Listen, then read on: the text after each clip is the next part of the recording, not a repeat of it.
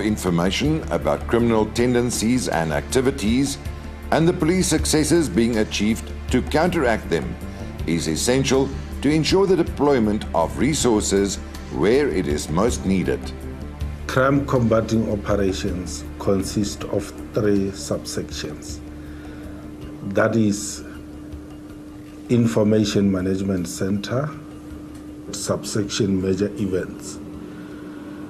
The third one is Crowd Management.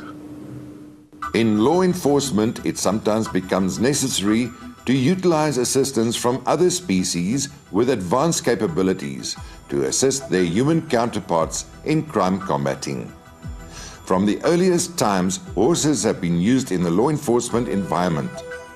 Although communities have changed, horses continue to play a vital role, especially in modern-day policing.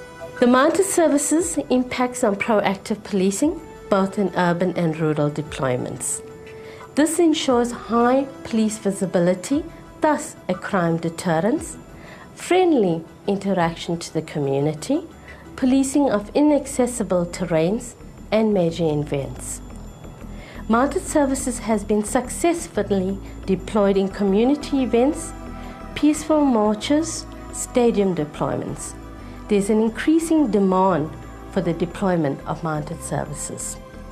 The successful operation of the mounted services has resulted in an overwhelming positive impact on major events, tourism, and local policing. There are more than 100 dog units stationed countrywide, including at all the ports of entry. They are used in a supplementary role to assist in various duties, including crime combating at serious scenes, apprehending fleeing suspects, crime investigation, and searches. Dog services is undoubtedly an asset to the organization. The dog services comprises of 11 disciplines that are deployed daily in policing duties. To mention some of the 11 disciplines are the explosive detection dog, patrol dogs, narcotic detection, the fire investigation dog, the tracker dog, search and rescue dog, biological fluid dog, the sheep dog. And the last addition that we have to the family now is the currency detection dog. The currency detection dog, we have one in the country at this stage that is used very successfully in the detection of money that has been stolen in ATM bombings and cash in transit. Also in narcotic operations where the monies are hidden. We are successful in getting this training off the ground now to increase our capacity on currency detection dogs. Our borderlines include those that can be crossed by air, sea, and land. The main function of borderline operations is to safeguard South Africa against transnational crimes. They work in close cooperation with other government departments and agencies to prevent any unsanctioned movement across our borders. Borderline operations is responsible to police all the South African borders, which includes the land borderline, the air borderline, and the sea borderlines.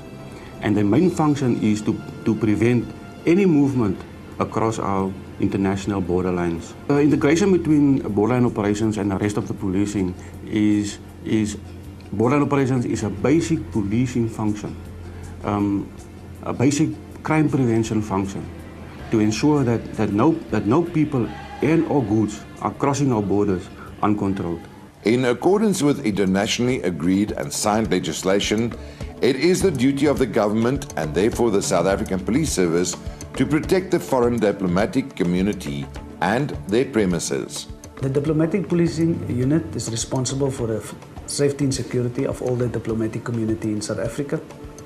Our duties include patrolling the foreign missions, patrolling the head of missions residences, and also patrolling the general area where most of the diplomats is staying.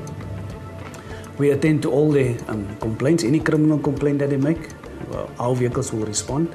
If a station vehicle responds first, they will call us to the scene. The National Intervention Unit is mandated to provide a specialized operational support to provinces, units, and divisions of the South African Police Service. Their primary goal is to stabilize volatile situations by combating and policing high-risk public violence incidents. the national intervention is responsible to render specialized operational support to all police components, units, stations, and to some extent to other government departments. In situations where police units, sections and stations are not trained or equipped to deal with dangerous situations, the National Intervention Unit will take over, contain and conduct follow-up operations. This includes taxi violence, gang-related crimes, farm attacks, acts of urban terrorism, and a rapid response to armed robbery and cash-in-transit heists. As there is a need for rapid response in such extreme situations, the National Intervention Units provide an operational support function with planned, intelligence-driven, and a targeted deployment to address such situations. The South African Police Service Special Task Force is an elite group of specially selected and highly skilled individuals who perform duties of an extraordinary and exceedingly dangerous nature. It was established way before my time. It's an old unit. But basically what resulted into the establishment of the task force, it was the lack of capabilities within the South African police in terms of dealing with the high-risk operations, which, for instance, the hostage release. The main duties of the Special Task Force are to deal with hostage situations on land and sea and in the air.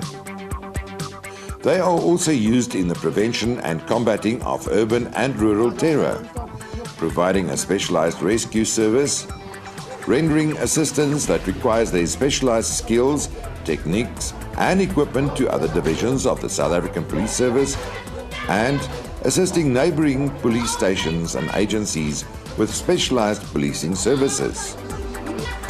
The Special Task Force operational units are based in Pretoria, Durban or Cape Town, but carry out high-risk operations that fall outside of the scope of classic policing all over the country, and even do cross-border operations when required. The South African Police Service's Air Wing has a flight of highly skilled fixed-wing and helicopter pilots and support personnel that are deployed countrywide. Obviously, the Air Wing is there as an aerial policing capacity for the South African Police Service.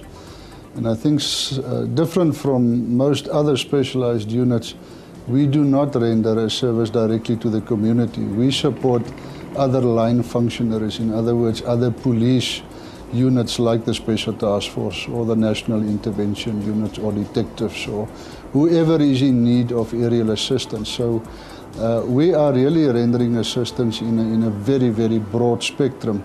Within the ambit of law enforcement, it often happens that more than one of these specialized units could be required to work together. There is a strong sense of camaraderie and drive between these men and women, bound by a common purpose, to expose and bring criminals to book and prevent crime from becoming our nemesis. In the South African Police Service, there are 12 divisions, there are 9 provinces. The police officer in uniform is your friend. The police officer in uniform is proud to serve you, and we are proud to be members of this division, Visible Policing, but also be proud members of the South African Police Service and also proud members of South Africa. Law enforcement within the South African Police Service is not just another profession, it is a calling. One can see it in the pride and dignity with which every member wears the uniform and insignia of the South African Police Service.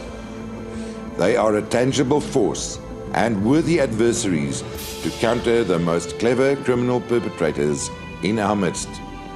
This augurs well for our community and our economy. The division Visible Policing can truly hold its head high and be counted as the best of the best.